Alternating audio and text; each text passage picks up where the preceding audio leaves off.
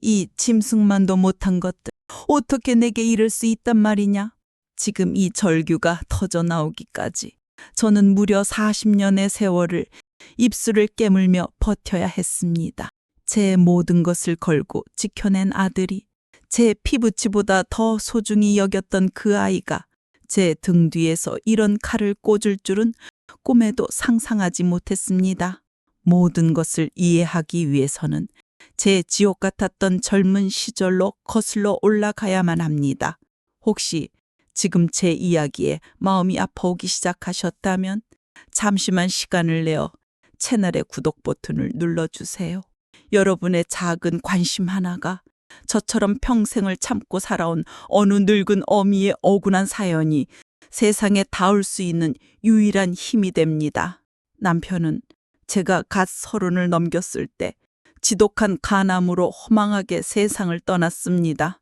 차가운 병실 공기 속에서 남편은 앙상하게 마른 채 손을 붙잡고 마지막 숨을 헐떡였습니다. 순애야, 우리 현우 부착한다. 그게 남편의 마지막 말이었습니다. 품에는 이제 막 3돌이 지난 아들 현우가 곤히 잠들어 있었죠. 남편의 장례식장에서 아직 죽음이 뭔지도 모르는 현우가 영정사진을 보며 아빠, 어디 갔어? 라고 묻던 그 순간 제 세상은 산산조각이 났습니다. 하지만 주저앉아 울고만 있을 수는 없었습니다. 남편이 남긴 낡은 전셋집의 보증금마저도 어차피 여자 혼자 살림 못한다며 눈독들이 난 시댁 식구들이 있었으니까요. 발인이 끝나자마자 시어머니는 제 뺨을 후려치며 악을 썼습니다. 이년아, 네가 내 아들 잡아먹었어. 당장 이 집에서 나가. 저는 그날 밤 어린 현우의 고사리 같은 손을 붙잡고 도망치듯 그 집을 나왔습니다. 차가운 겨울밤 공기 속에서 저는 현우를 부둥켜 안고 다짐하고 또 다짐했습니다. 현우야, 엄마가 무슨 일이 있어도 너는 세상 최고로 키워줄게. 절대로 기죽지 않고 남부럽지 않게 해줄게. 그 약속 하나를 지키기 위해 제 젊음은 그날부터 전쟁이었습니다. 새벽 4시면 일어나 가락시장으로 달려가 젖은 배추 상자를 날랐고 해가 뜨면 남대문 시장 좌판에 앉아 목이 터져라 양말을 팔았으며 모두가 잠든 밤에는 텅 빈 빌딩의 차가운 복도를 걸레질하며 뜬 눈으로 밤을 새웠습니다. 손톱 밑에는 늘 검은 때가 껴 있었고 겨울이면 손등이 쩍쩍 갈라져 피가 맺혔지만 약 한 번 제대로 발라본 적이 없었습니다.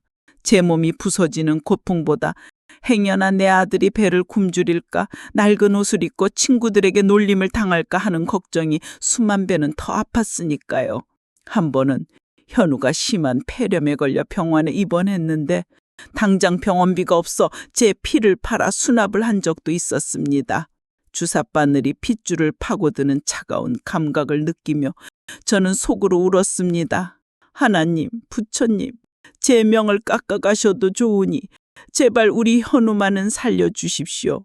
핏기자 가신 얼굴로 병실에 돌아왔을 때 저를 보고 방긋 웃는 현우의 얼굴이 제게는 유일한 희망이자 삶의 이유였습니다. 현우가 초등학교에 들어가 받아쓰기 100점을 받아온 날 저는 그걸 낡은 문지방에 붙여놓고 닳고 닳도록 들여다보았습니다. 내 아들은 나처럼 무식하게 천대받지 말고 살게 하리라. 세상에서 가장 훌륭하고 반듯한 사람으로 키우리라. 그것이 제 유일한 신념이자 종교였습니다. 그렇게 지독한 세월이 강물처럼 흘러갔습니다. 제 청춘은 시장의 먼지 속에 땅방울 속에 그리고 아들을 향한 기도 속에 모두 녹아내렸습니다. 현우는 제 기대를 저버리지 않고 명문대를 우수한 성적으로 졸업해 누구나 이름만 대면 알만한 대기업에 번듯하게 취직했습니다.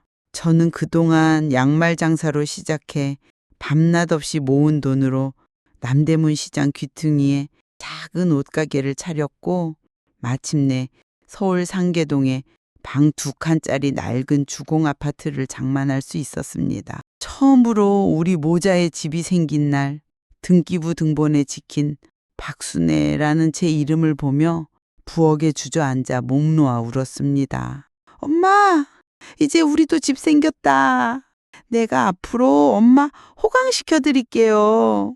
라며 20살 넘은 아들이 철없이 저를 업고 좁은 방 안을 빙빙 돌던 그 모습이 아직도 눈에 선합니다. 제 인생의 유일한 자랑이자 목표가 이루어진 제 모든 고통이 보상받는 듯한 순간이었죠. 현우가 30살이 되던 해 저는 아들 손에 이끌려 고급 레스토랑이라는 곳에 처음 가보았습니다. 어색하게 앉아있는 제 앞에 아들은 환한 얼굴로 지금의 며느리 유진이를 소개했습니다. 엄마, 제 여자친구 유진이에요. 저희 결혼 허락해 주세요. 처음 본 유진이는 참으로 반듯하고 예의 바른 아이였습니다. 값비싼 옷은 아니었지만 단정하게 차려입은 모습, 조곤조곤한 말투, 그리고 저를 바라보는 선한 눈빛까지. 어머님, 현우 씨 키우시느라 정말 고생 많으셨어요. 제가 현우 씨한테 어머님 이야기 많이 들었어요. 어머님 같은 분이 제 시어머니가 되신다니 저는 정말 세상에서 가장 복받은 여자예요. 제가 앞으로 아들처럼 잘 모실게요. 그 진심 어려 보이는 말 한마디에 40년간 굳어있던 제 마음의 빗장이 스르르 풀리는 것을 느꼈습니다. 아, 내 아들이 드디어 좋은 짝을 만났구나. 이제 내 험난했던 고생도 정말 끝이구나. 저는 결혼을 준비하는 두 아이를 위해 두말 없이 제 평생의 재산인 그 아파트를 신혼집으로 내주었습니다. 나는 근처에 작은 월세방 하나 얻으면 충분하다. 너희는 이 집에서 아무 걱정 없이, 돈 걱정 없이 편하게 새 출발을 해라. 아들과 며느리는 눈물을 글썽이며 제 손을 잡았습니다. 어머니, 이 은혜 평생 잊지 않을게요. 저는 그들의 눈물을 보며 제 마지막 남은 모든 것을 내어준 것이 조금도 아깝지 않다고, 오히려 행복하다고 생각했습니다. 그것이 지옥의 문을 제 손으로 여는 어리석은 행동이었음을 그때는 정말 꿈에도 몰랐습니다. 결혼 후 첫 몇 년은 제 인생의 황금기처럼 느껴졌습니다. 며느리 유진이는 주말마다 저를 찾아와 어머님 이거 좋아하시잖아요 라며 제가 좋아하는 찰떡이며 과일이며 양손 가득 사들고 왔고 제 낡은 월세방을 함께 청소해 주었습니다. 손주 민준이가 태어났을 때는 제 품에 가장 먼저 아이를 안겨주며 어머님이 우리 민준이 첫 할머니세요. 민준이 이름도 어머님이 지어주세요. 라며 저를 감동시켰습니다. 저는 정말 유진이를 친딸처럼 여겼습니다. 하지만 손주가 걸음마를 떼고 며느리가 힘든 육아에 지쳐갈 무렵부터 모든 것이 아주 조금씩 눈치채기 어려울 정도로 변하기 시작했습니다. 처음에는 어머님, 제가 허리가 너무 아파서 그러는데 민준이 기저귀 좀 갈아주실 수 있어요? 라며 조심스럽게 부탁하던 말이 어느새 어머님, 민준이 똥 쌌어요. 기저귀 가세요. 라는 당연한 명령조로 바뀌어 있었습니다. 손지 육아는 어느덧 온전히 제 몫이 되었고 제가 하루라도 아파서 가지 못하는 날이면 어머님 때문에 오늘 회사도 못 갔잖아요. 라는 짜증 섞인 전화를 받아야 했습니다. 어느 순간부터는 아들 내외의 속옷 빨래와 집안 청소, 음식물 쓰레기 처리까지 당연하게 도맡아 하게 되었습니다. 한 번은 제가 몸살이 심해 며칠을 끙끙 앓아누워 있었더니 며느리가 약봉지 하나 없이 제 방문을 벌컥 열고 들어와 어머님, 언제까지 누워만 계실 거예요? 민준이 밥은요? 집안이 돼지우리예요. 라고 소리를 질렀습니다. 아들 현우는 늘 야근과 회식을 핑계로 아내와 제 사이에 보이지 않는 전쟁을 철저히 외면했습니다. 엄마, 유진이도 애 키우느라 스트레스 받아서 그래. 원래 착한 애잖아. 엄마가 워낙 살림을 잘하시니까 의지하는 거겠지. 엄마가 좀 이해해줘. 저는 아들의 말을 믿고 싶었습니다. 아니, 믿어야만 했습니다. 그 가정이 깨지는 것을 원치 않았기 때문입니다. 그래서 더 입을 닫고 더 꾹 참고 제 몸이 부서져라 더 헌신했습니다. 그것이 가족의 평화를 지키는 유일한 길이라고 세상에서 가장 어리석게도 저는 그렇게 믿었습니다. 그러던 어느 추운 겨울날 제 남은 인생을 성들이째 뒤흔드는 전화 한 통이 걸려왔습니다. 박순애 선생님 되십니까? 여기는 국정원입니다. 6.25 전쟁 때 흥남부두에서 철수하는 미군 함정에 오르려다 헤어져 생사조차 알 길이 없었던 제 단 하나뿐인 여동생 순이. 그 순이가 목숨을 걸고 두만강을 건너 대한민국 땅을 밟았다는 소식이었습니다. 심장이 멎는 것 같았습니다. 국정원 조사실에 차가운 철문을 열고 들어섰을 때 60년 만에 마주한 동생의 모습은 차마 눈뜨고 볼 수 없을 정도로 처참했습니다. 영양실조로 뼈만 항상하게 남은 몸, 고문으로 검게 변색되고 망가진 손톱, 그리고 모든 희망과 슬픔을 체념한 듯 텅 비어버린 눈동자. 동생은 북에서 반동분자의 가족이라는 이유로 꽃다운 나이에 정치범 수용소에 끌려가 10수년을 끔찍한 고통 속에서 보냈다고 했습니다. 언니, 나 순이야. 기억 저편에서만 맴돌던 어린 동생의 목소리가 갈라진 입술 사이로 새어나왔습니다. 그 목소리를 듣는 순간 저는 동생을 부둥켜 안고 어린아이처럼 통곡했습니다. 60년의 세월이 원망스러워 가슴을 치며 울었습니다. 순이야, 왜 이제 왔어? 내가 얼마나 너를 찾았는데. 언니, 나 찾으러 와줘서 정말 고마워. 이제 죽어도 여한이 없어. 동생의 주름지고 거친 손을 잡고 저는 굳게 맹세했습니다. 이제부터라도 내가 너의 망가진 인생을, 남은 시간을 반드시 책임지겠다고요. 동생은 정부에서 지원해주는 작은 임대 아파트에서 지내며 한국 사회에 적응하기 위한 교육을 받기 시작했지만 몸과 마음에 깊게 새겨진 상처는 쉽게 아물지 않았습니다. 밤마다 악몽에 시달리며 살려주세요라고 비명을 질렀고 낯선 사람의 친절마저도 극도로 경계했습니다. 저는 하루도 빠짐없이 동생을 찾아가 따뜻한 밥을 해주고 시장에 함께 가 나만의 물건들을 구경시켜주며 유일한 말벗이자 보호자가 되어주었습니다. 며느리 유진이는 처음에는 제 동생의 존재를 알게 되자 마치 자기 일처럼 눈물을 글썽이며 안타까워하는 척 연기했습니다. 어머님, 세상에 이런 기막힌 사연이. 이모님 정말 고생 많으셨네요. 제가 앞으로 잘 챙겨드릴게요. 필요한 거 있으시면 언제든 말씀하세요. 하지만 그것은 완벽하게 계산된 위선이었습니다. 제가 아들 내외의 집보다 동생의 임대 아파트를 찾는 횟수가 잦아지고 제 시간을 동생에게 쏟는 일이 많아질수록 며느리의 표정은 눈에 띄게 싸늘하게 굳어갔습니다.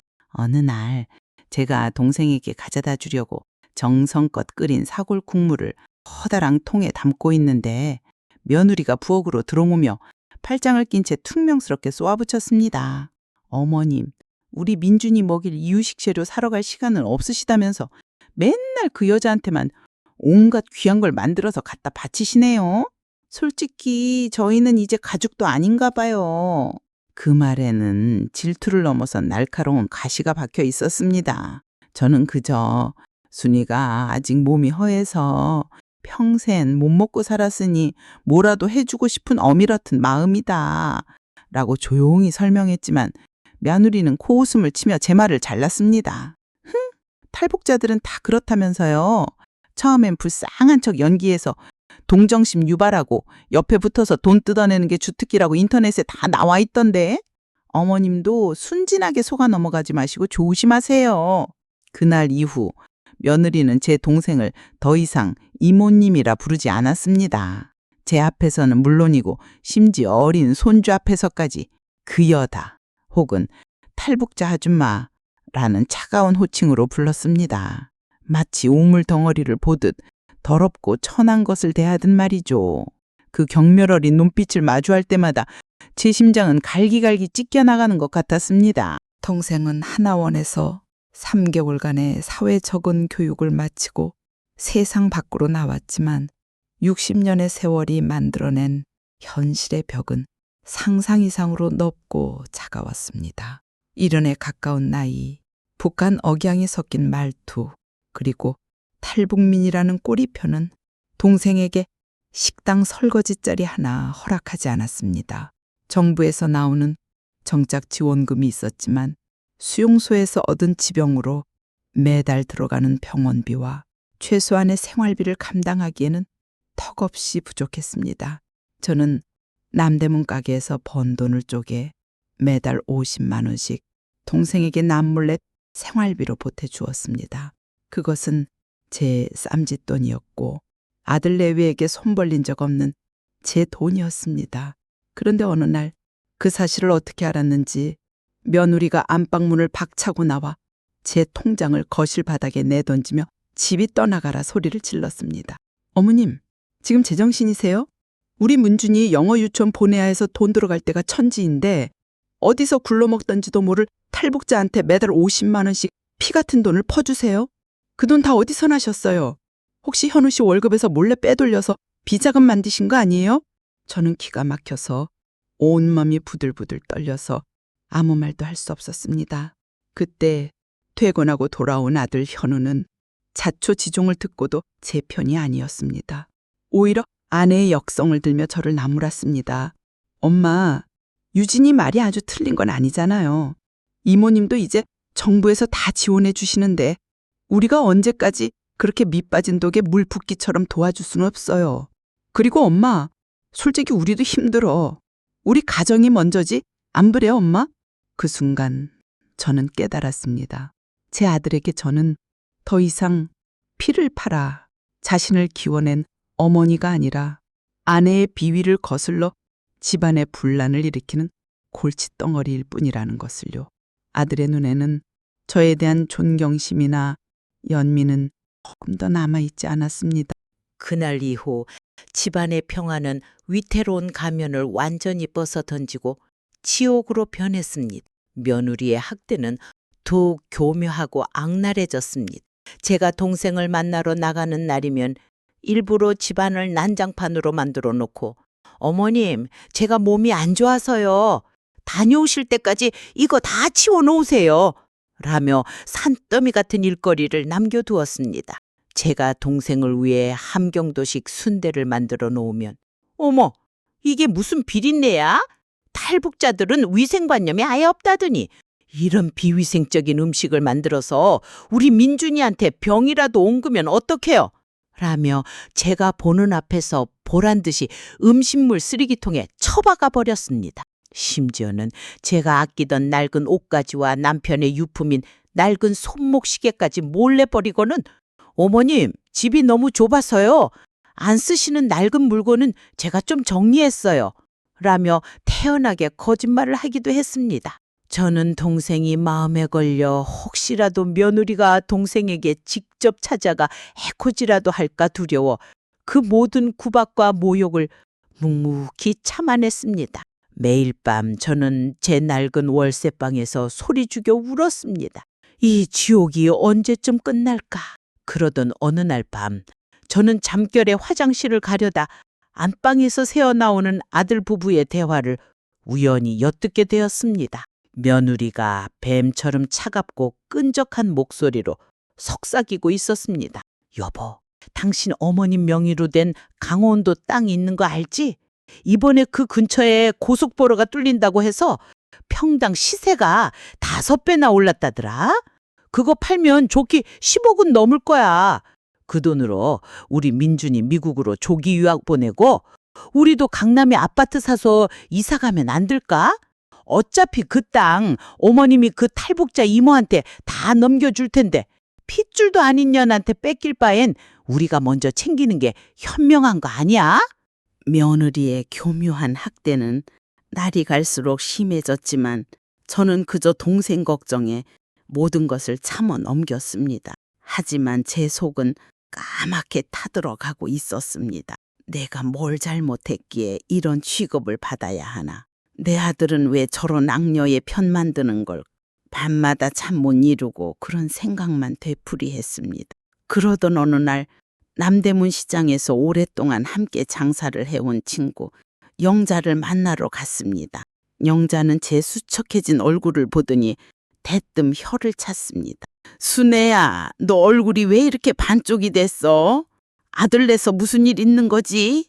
영자 앞에서는 거짓말을 할 수가 없었습니다. 저는 그동안 겪었던 서름과 며느리의 만행을 하나둘 털어놓았습니다.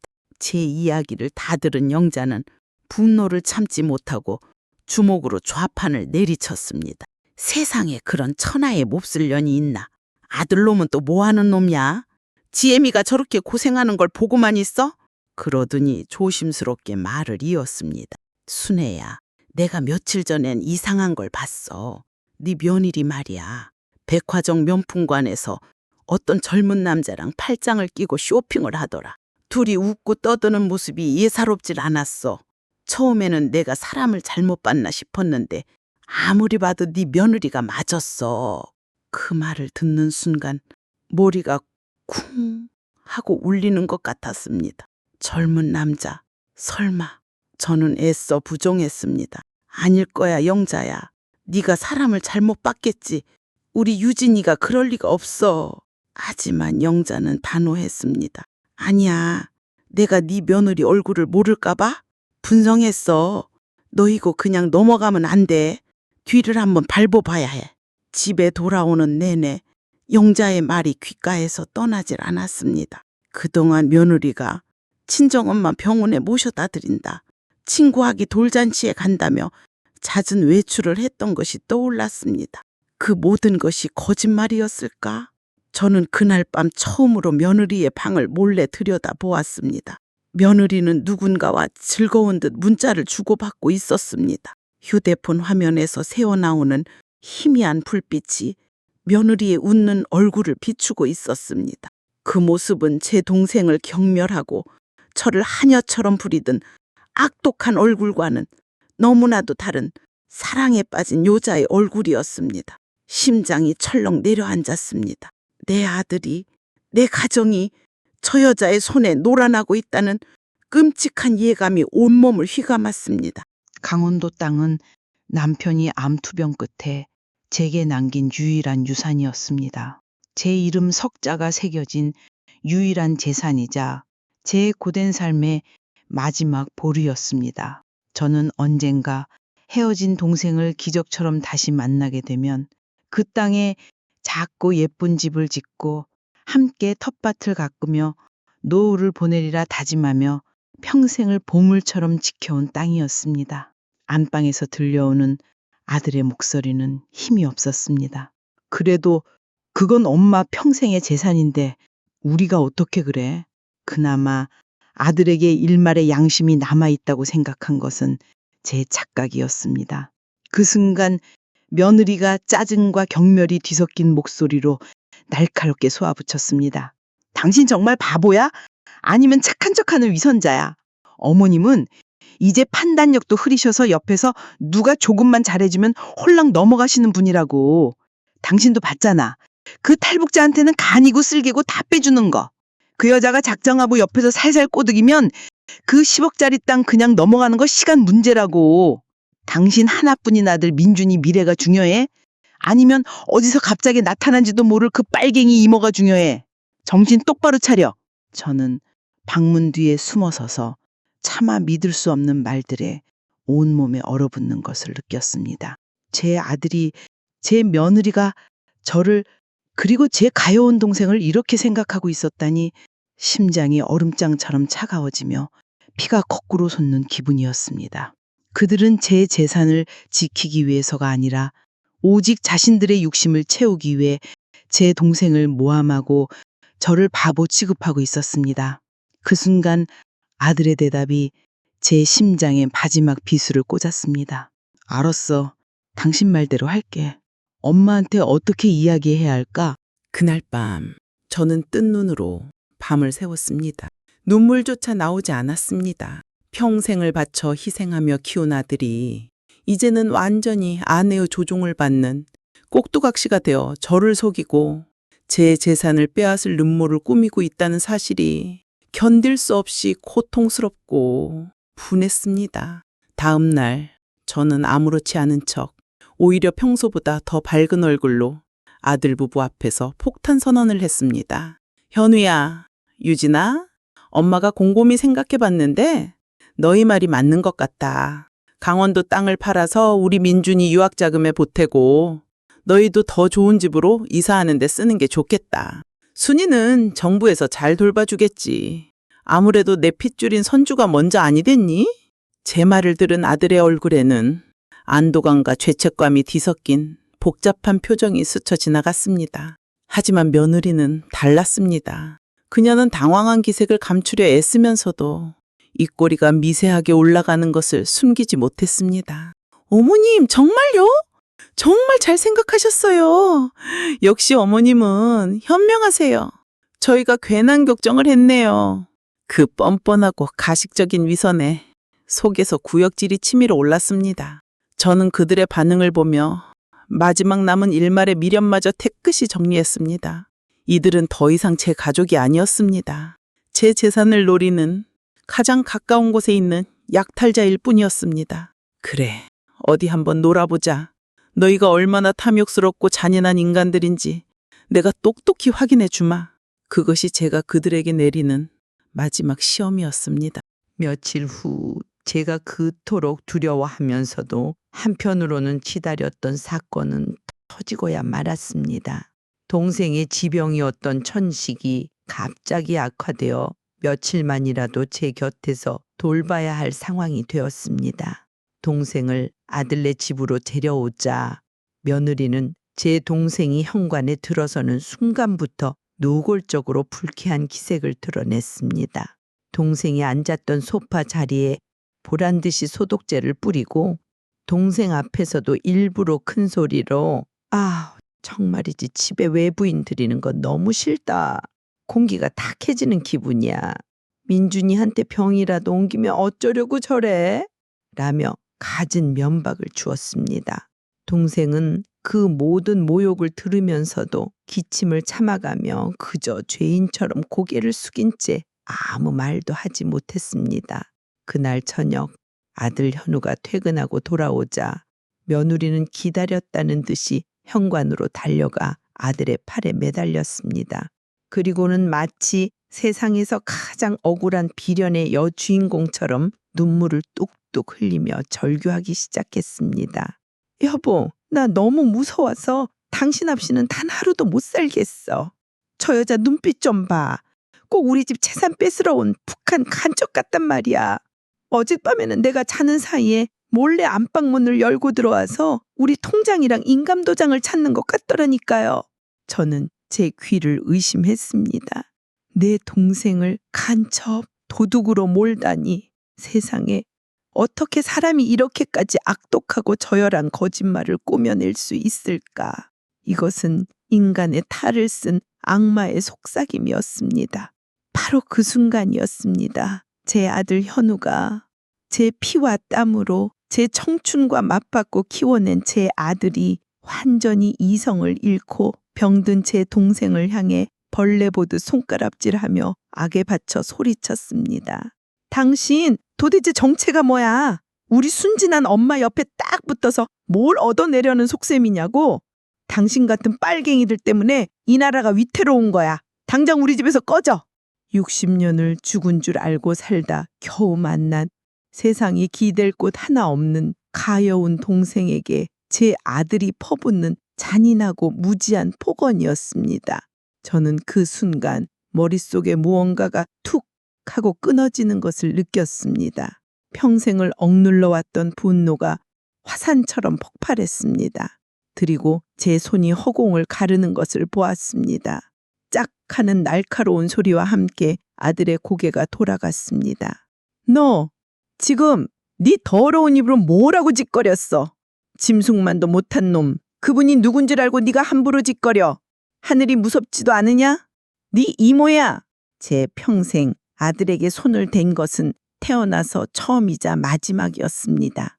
아들은 얻어맞은 뺨을 감싸 쥔 채 충격을 받은 듯 멍하니 저를 쳐다보았고, 며느리는 그 끔찍한 광경을 지켜보며 입꼬리를 올리고 있었습니다.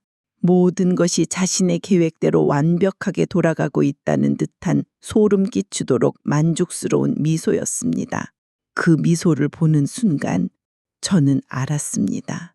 우리는 이제 다시는 돌아올 수 없는 강을 건넜다는 것을. 동생은 그 길로 언니 미안해. 정말 미안해. 내가 언니 인생을 망쳤어. 라는 말만 남긴 채 울면서 집을 뛰쳐나갔습니다. 저는 신발도 제대로 신지 못한 채 동생을 따라 나서며 등 뒤에 서 있는 아들 부부를 향해 피를 토하는 심정으로 마지막 말을 남겼습니다. 너희 이제 다시는 나 볼 생각하지 마라. 너희 같은 건 내 자식도 내 며느리도 아니다. 동생의 차가운 임대 아파트 단칸방에서 저는 밤새 동생의 깡마른 등을 쓸어주며 함께 울었습니다. 아니야, 순이야. 내 잘못이 아니야. 다 내 잘못이다. 내가 자식을, 사람을 잘못 키웠어. 내가 괴물을 만들었어. 그날 밤 저는 굳게 그리고 차갑게 결심했습니다. 더 이상 저 악마 같은 아들 부부에게 내 소중한 인생을, 내 가여운 동생의 삶을 저당 잡히지 않겠다고. 내 집과 내 재산, 그리고 내 마지막 남은 가족인 동생을 반드시 내 손으로 지켜내겠다고. 그 눈물은 제 나약하고 어리석었던 과거에 대한 마지막 작별 인사였습니다. 이제 더 이상 그들을 위해 흘릴 눈물은 단 한 방울도 남아있지 않았습니다. 제 아내 어머니는 죽었고 이제 복수를 꿈꾸는 한 명의 인간 박순애만 남았습니다. 다음 날 아침 동이 트자마자 저는 곧바로 상계동에서 가장 용하다는 부동산에 전화를 걸었습니다. 제 목소리는 놀랍도록 차분하고 냉정했습니다. 사장님, 저 상계 주공아파트 박순애입니다. 지금 제가 현운에 살게 해준 그 아파트 급매로 내놓겠습니다. 요즘 재건축 기대감 때문에 시세가 30억 가까이 된다고 들었습니다. 거기서 2억을 깎아줄 테니 한 달 안에 무조건 계약하고 잔금 치를 사람으로 찾아주세요. 부동산 사장님은 제 단호한 목소리에 적잖이 놀란 듯했지만 이런 급매물은 금방 나간다며 자신 있게 말했습니다. 그리고 동시에 강원도 땅을 전문으로 취급하는 부동산에도 연락해 땅을 시세보다 훨씬 싸게 급매로 내놓았습니다. 모든 것을 정리하고 새로운 시작을 할 시간이었습니다. 그리고 곧장 주거래은행인 농협으로가 제 명의로 된 모든 정기 예금을 해지하고 인출한 수억 원의 현금 전부를 동생의 통장으로 이체했습니다. 이제 법적으로 제게 남은 재산은 아무것도 없었습니다. 그런데 이상하게도 마음은 깃털처럼 가벼웠습니다. 오히려 평생을 짓누르던 무거운 촉새에서 풀려난 듯 후련했습니다. 이것은 포기가 아니었습니다.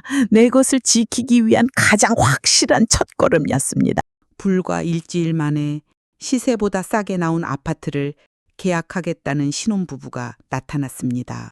계약서에 도장을 찍기로 한 날 아들에게서 미친 듯이 전화가 걸려왔습니다. 받지 않았습니다. 잠시 후 문자가 날아왔습니다. 엄마, 지금 뭐 하시는 거예요? 우리 집을 정말 팔아볼 생각이에요? 엄마, 제발 이러지 마세요. 우리 민준이는 어떡하고 우리더러 길거리에 나앉으라는 거예요? 저는 그 문자를 가만히 들여다보다가 차분하게 답장을 보냈습니다. 그건 너희가 알아서 해결할 일이지. 네 아내와 머리를 맞대고 잘 상의해 보거라. 나는 내 동생과 함께 네 길을 갈 거다. 너희 같은 자식은 이제 나한테 없어. 아들은 전화기 너머에서 무슨 말을 하며 절규하는 듯 했지만 저는 미련 없이 통화 거부 버튼을 눌렀습니다. 며느리에게서는 어머님, 지금 하시는 행동이 명백한 재산권 침해인 거 아시죠? 저희가 가만히 있지 않겠어요? 당장 법적으로 대응할 수밖에 없어요. 라는 저열한 핵방 문자가 날아왔습니다. 저는 그 문자에 단 한마디로 답장했습니다. 마음대로 해라. 나도 대한민국 최고의 로펌에 변호사 선임해놨다. 물론 거짓말이었지만 그들에겐 그 어떤 진실보다 무서운 말일 터였습니다. 그제 알았습니다. 그들에게 저는 피눈물로 자신을 키워낸 어머니가 아니라 그저 자신들의 안락하고 탐욕스러운 삶을 보장해주는 재산이었을 뿐이라는 것을요. 아파트 계약을 마치고 법적인 절차가 진행되는 동안 저는 동생의 임대 아파트에서 함께 지냈습니다. 그 사이 아들에게서 수십 통의 전화와 문자가 쏟아졌습니다. 처음에는 분노와 협박이 섞인 내용이 대부분이었습니다. 엄마, 정말 이렇게까지 하셔야겠어요? 저 고소할 거예요? 평생 엄마 얼굴 안 보고 살 겁니다. 하지만 제가 아무런 반응을 보이지 않자 며칠 뒤부터는 애원하는 내용으로 바뀌기 시작했습니다. 엄마, 제가 잘못했어요. 제가 다 잘못했어요. 제발 집만은 팔지 말아주세요. 저는 그 모든 연락을 무시했습니다. 이미 마음의 문은 굳게 닫혔으니까요. 이삿날이 코앞으로 다가온 어느 날 밤 아들이 술에 취해 동생의 집 앞으로 찾아왔습니다. 문을 열어주지 않자 아들은 문 앞에 주저앉아 밤새 울부짖었습니다. 엄마, 제가 정말 개자식이었어요. 유진이가 엄마한테 그렇게 심하게 구는 거 사실 다 알고 있었어요. 그런데 무서웠어요. 유진이가 저를 떠날까봐, 우리 가정이 깨질까봐. 그래서 그냥 모른 척 했어요. 엄마가 참으면 모든 게 괜찮을 거라고 생각했어요. 엄마, 정말 미안해요. 아들의 울음 섞인 고백은 제 가슴을 후벼 팠지만 흔들리지 않았습니다. 너무 늦은 후회였기 때문입니다. 다음 날 며느리가 변호사라며 어떤 남자와 함께 저를 찾아왔습니다. 그녀는 눈물기 하나 없는 차가운 얼굴로 제게 서류 한 뭉치를 내밀었습니다. 어머님, 이 집은 어머님이 현우 씨와 저에게 증여한 재산입니다. 법적으로 저희 소유권이 인정돼요. 지금이라도 매매 계약을 취소하지 않으시면 어머님을 상대로 재산 은닉 및 사기 혐의로 소송을 진행할 수밖에 없습니다. 저는 기가 막혀 헛웃음이 나왔습니다. 이제 와서 증여를 주장하다니. 저는 제 변호사와 통화 후 며느리에게 차분히 말했습니다. 그래, 어디 한번 해보거라. 네가 내 동생을 간첩으로 몰고 나를 정신 나간 늙은이로 취급했던 모든 증거, 그리고 네가 다른 남자와 바람 피운 증거까지 법정에서 전부 공개해주마. 네 아들 민준이라 커서 제 엄마가 어떤 사람이었는지 똑똑히 알게 되겠지. 그 말을 듣는 순간 며느리의 얼굴이 새하얗게 질렸습니다. 옆에 있던 변호사라는 남자도 당황한 기색이 역력했죠. 그들은 아무 말도 못하고 꽁무니를 빼듯 도망쳤습니다. 그들의 비참한 뒷모습을 보며 저는 깨달았습니다. 악은 스스로 무너지게 되어 있다는 것을. 그리고 저는 제 선택이 틀리지 않았음을 다시 한번 확신했습니다. 이 싸움은 단순히 돈이나 집을 되찾기 위한 것이 아니라 짓밟힌 내 인생의 존엄을 되찾기 위한 마지막 투쟁이었습니다. 한 달 후 저는 아파트 잔금을 모두 치르고 동생과 함께 속초로 향했습니다. 강원도 땅을 판 돈과 합치니 저희 두 자매가 남은 여생을 아무 걱정 없이 오순도순 살아가기에는 충분하고도 남는 돈이었습니다. 저희는 바다가 한눈에 들어오는 작은 상가 건물을 사서 1층에는 가게를, 2층에는 살림집을 꾸렸습니다. 그리고 그곳에서 순애와 순이의 집밥이라는 작은 백반집을 열었습니다.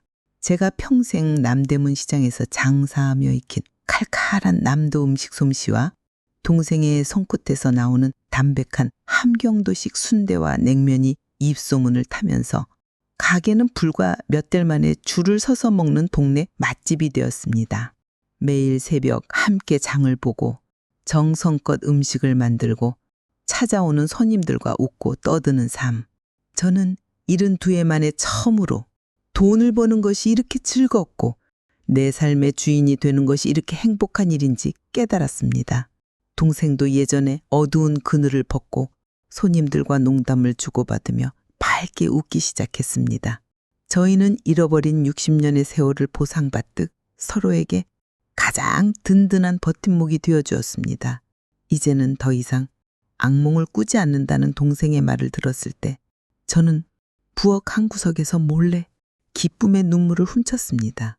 얼마 전 눈보라가 지던 추운 겨울날이었습니다. 가게 문을 닫으려는데 누군가 문을 두드렸습니다. 문을 열어보니 비에 젖은 생쥐꼴을 한 아들 부부가 서 있었습니다. 아파트에서 쫓겨나 찜질방과 고시원을 전전하다가 그마저도 사기를 당해 완전히 길거리에 남게 생겼다고 했습니다. 그들은 제 앞에 무릎을 꿇고 용서를 빌었습니다. 엄마, 저희가 정말 죽을 죄를 졌어요. 제발. 저는 이제 누구의 엄마도 누구의 시어머니도 아닌 그저 박순애로 그리고 내 동생 순이의 든든한 언니로 살아갑니다. 피는 물보다 진하다고들 하지만 때로는 그 피가 내 심장을 썩게 만드는 독이 될 수도 있다는 것을 깨달았습니다. 평생을 바쳐 헌신한 자식에게 처참히 버림받았지만 저는 제 인생의 황혼역에서야 비로소 진정한 가족의 의미야 흔들리지 않는 행복을 찾았습니다. 이 이야기를 듣고 계신 여러분, 혹시 너무 늦었다고 생각하며 모든 것을 체념하고 참고만 계시나요? 절대 늦지 않았습니다. 당신의 인생을 되찾을 용기는 바로 당신의 마음속에 있습니다. 오늘 제 이야기가 여러분의 마음에 작은 울림이라도 주었다면 채널 구독과 좋아요 버튼을 꼭 눌러주세요.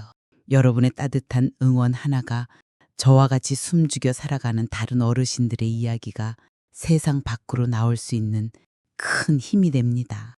여러분은 가족에게 어떤 깊은 상처를 받았고 또 그것을 어떻게 이겨내셨나요? 여러분의 소중한 경험과 지혜를 댓글로 함께 공유해 주세요. 감사합니다.